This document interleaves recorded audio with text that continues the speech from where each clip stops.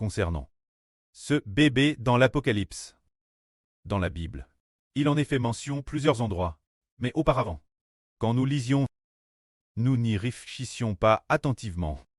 C'est le madame bébé. Dans la Genèse au chapitre 3, il est dit.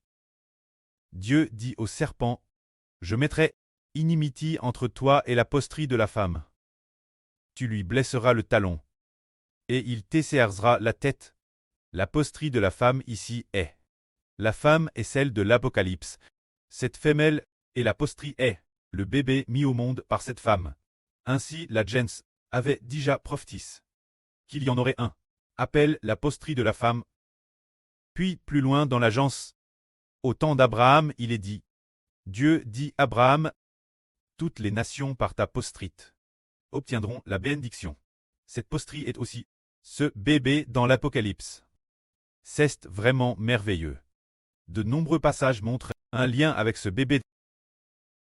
Plus tard dans les psaumes, quand on arrive au psaume, il est prophétisé qu'un bébé. Ce bébé est aussi merveilleux. Le psaume 2 dit « Tu es mon fils, je t'aille engendre aujourd'hui ». Dans le psaume 2, il y a une phrase qui dit par loin « Je publierai le décret de l'Éternel, car l'Éternel m'a dit « Tu es mon fils, je t'aille engendre aujourd'hui ». Alors ce bébé est aussi celui de « Tu es mon fils, je t'aille engendre aujourd'hui ». C'est personnel, c'est bien dans l'Apocalypse. Ce bébé, ce qui est merveilleux, c'est que lors de la construction du temple par Salomon, Dieu avait dit ceci David. Lorsque David voulait bâtir le temple, Dieu dit David, « Un fils qui naîtra de toi plus tard sera celui qui pour moi bâtira le temple. Je serai pour lui un preux, et il sera pour moi un fils. Mon amour fidèle envers lui ne se retirera jamais de lui. » À l'époque, nous pensions tort que Dieu parlait de Salomon. Mais nous avons découvert plus tard que ce n'était pas pour Salomon, car le précleste a dit « Je serai son preux, et il sera mon fils. Il bâtira une maison, mon nom. » Alors le fils ici, Salomon, depuis les temps anciens, n'était pas non plus le fils de Dieu. Jéhovah non plus. Appelle Salomon son fils, et Salomon n'a jamais non plus. Appelle Jéhovah son preux. La Bible ne mentionne nulle part non plus que Salomon est le fils de Dieu. En réalité, celui qui appelle ici le fils de Dieu sous le nom de Salomon est une personne préfigure par Salomon. Le frère Héber symbolise par Salomon la construction du temple par Salomon. Préfigurait la construction du temple par le frère Héber. David symbolise le Seigneur Jésus-Christ. Alors celui qui bâtit le temple est le fils du Seigneur, qui doit bâtir le temple pour Dieu. Par conséquent, ce fils est celui qui l'avenir sera appelé le germe de David. Ce fils est le fils de Jéhovah. Plus tard, dans le livre du prophète Saë, plusieurs endroits prophétisent ce bébé, dont un endroit la 8e section.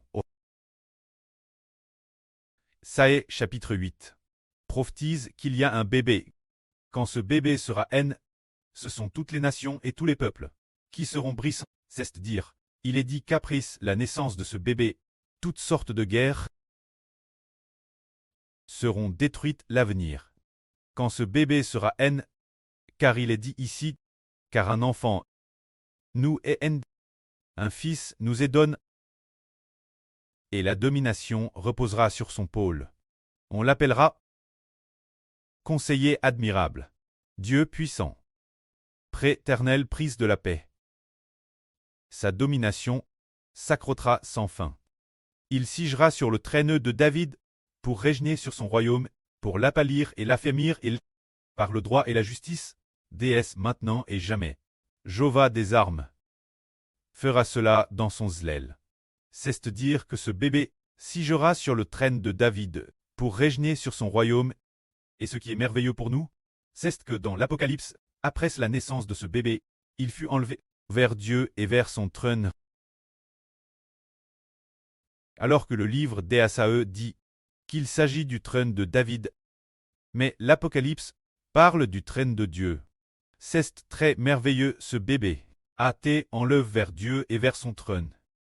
Qu'est-ce que cela signifie? Très enlevé vers Dieu signifie que Ce bébé va tre Dieu. Trait enlève vers le trône de Dieu signifie que ce bébé va s'asseoir sur le trône de Dieu pour tre Dieu. Frères et sœurs, le croyez-vous? Comment se peut-il qu'un bébé soit vraiment Dieu? Car il est dit ici. Son nom sera appelé conseiller admirable. Dieu puissant. Ce bébé va être Dieu. Nous disons que Dieu n'est que le précleste l'Éternel. Comment ce bébé peut-il être Dieu? Plus tard, nous découvrons que Dieu est Jéhovah. Notre précleste est Dieu.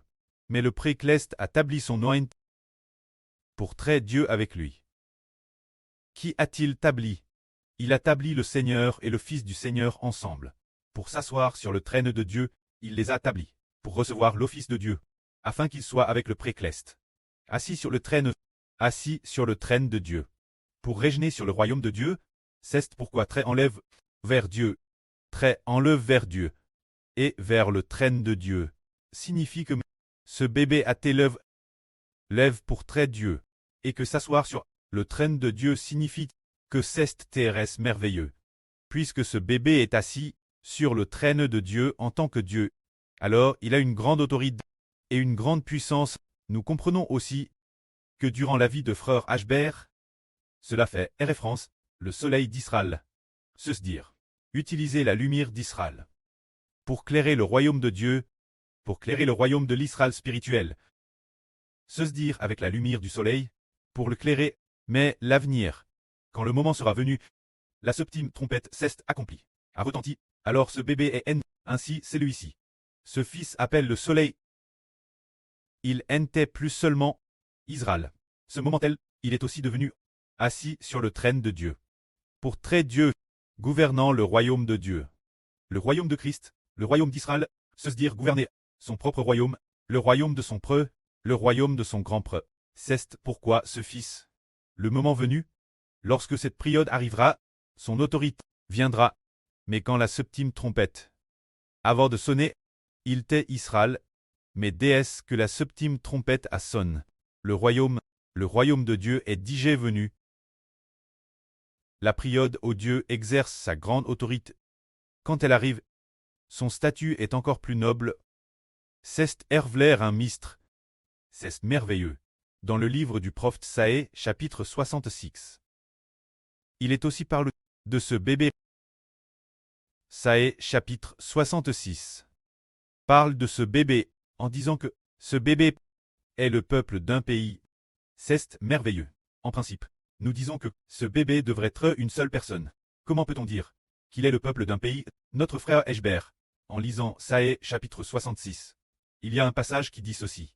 Écoutez. Une voix retentit. Sortant de la ville, une voix sortant du temple, c'est la voix de Jéhovah, qui paie ses ennemis leur salaire. Avant d'éprouver les douleurs, Sion a enfant. Avant que les douleurs ne lui vinssent, elle a donné naissance un fils. Ici Sion, c'est la femme de l'Apocalypse. Cette femme n'est pas réellement une femme, mais un pays une nation. Quel pays est-ce? Cela signifie le royaume de Dieu. Sion n'a pas connu de douleur. Les douleurs ne lui sont pas encore venues. Qu'elle a enfant un fils, qui a jamais entendu une pareille chose? Qui a jamais vu rien de semblable? Un pays peut-il traire enfant en un jour? Une nation peut-elle traire enfant en un instant, d'un seul coup? Cela raconte que le royaume des cieux, déesse que retentira la septième trompette, obtiendra les enfants de tout un pays. Les frères et sœurs peuvent-ils comprendre? Le bébé de l'Apocalypse, n'est-ce pas seulement le frère Ashbert?